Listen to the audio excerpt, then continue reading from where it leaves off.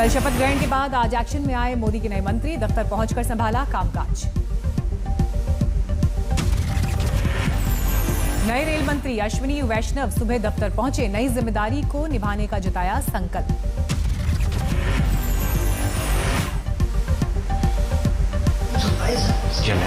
पिछड़े से पिछड़े व्यक्ति को भी रेलवे के बेनिफिट मिले, ऐसा उनका बड़ा विजन है। तो इस विजन के लिए मैं काम करूंगा और प्रधानमंत्री जी के विजन को इम्प्लीमेंट करने के लिए मेहनत करूंगा। पिछड़े से पिछड़े व्यक्ति।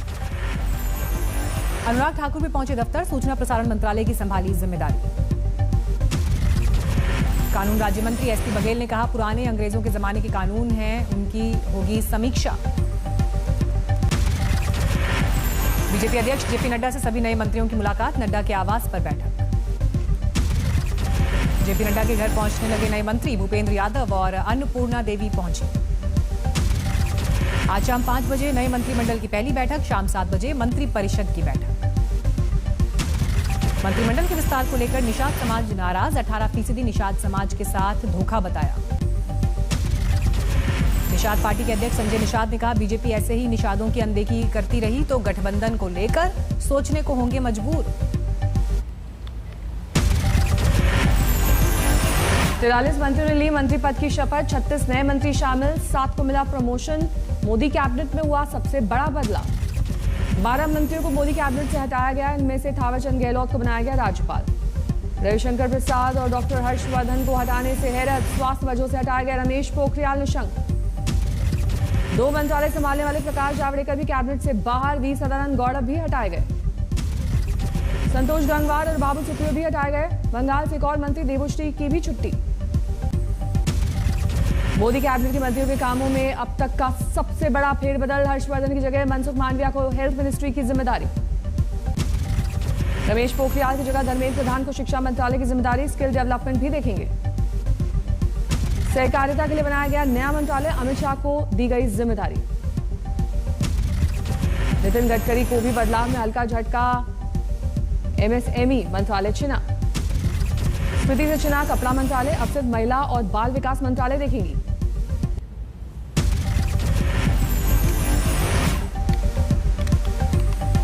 पीयूष गोयल को मिली अहमियत, रेल मंत्रालय गया लेकिन मिला कपड़ा मंत्रालय, कॉमर्स और इंडस्ट्री मंत्रालय भी रहे।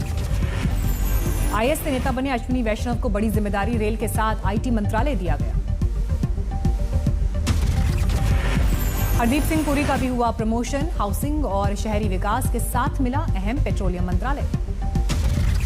बीजेपी से आए सिंधिया को भी अहमियत, नागरिक उद्यान मंत्रालय दिया गया। एयर इंडिया का विनिवेश बड़ा काम।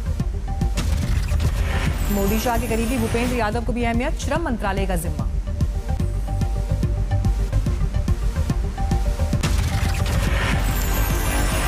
किरण रिजिजू से खेल मंत्रालय लिया गया और भारी भरकम कानून मंत्रालय उन्हें सौंपा गया। दिल्ली से सांसद मीनाक्षी लेखी को विदेश राज्य मंत्री बनाया गया, 2 बार से हैं नई दिल्ली से सांसद।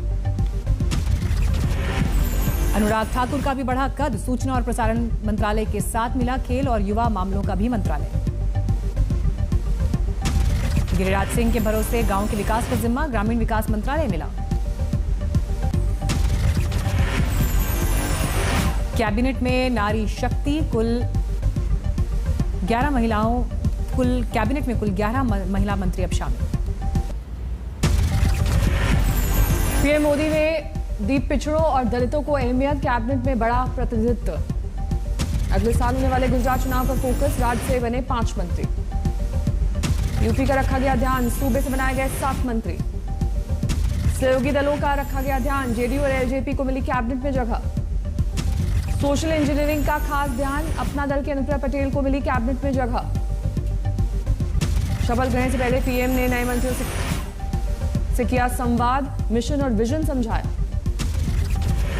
मीटिंग के बाद सभी मंत्रियों से अलग अलग भी मिले पीएम, खुलकर की चर्चा। नए मंत्रियों को पीएम मोदी का निर्देश, 15 अगस्त तक अब सभी मंत्री दिल्ली में ही रहेंगे। संसद के मॉनसून सत्र में संसद में ही मंत्रालय से संबंधित कार्य करने की दी हिदायत। पीएम का निर्देश, नए मंत्री सांसदों से मुलाकात के लिए निश्चित समय निर्धारित करें। सांसदों ने की थी अनदेखी की शिकायत। स्वास्थ्य राज्य मंत्री अश्विनी चौबे का विभाग बदला, उपभोक्ता मामलों और पीडीएस राज्य मंत्री बने। स्वास्थ्य मंत्री के इस्तीफे को लेकर कांग्रेस ने पीएम पर साधा निशाना, बोले डिब्बे के इस्तीफे से क्या फायदा है, इंजन को छोड़नी चाहिए कुर्सी। चिराग पासवान ने जेडीयू पर साधा निशाना, कहा जल्द होगी नीतीश की पार्टी में फूट, बिहार में होंगे मध्यावधि चुनाव।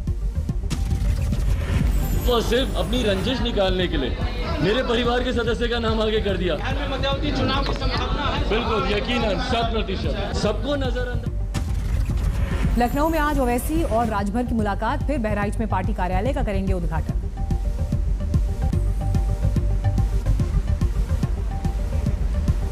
तो नतीजे कुछ और होते हैं, और महिला जब निर्णायक भूमिका में नहीं होती तो नतीजे कुछ और होते हैं।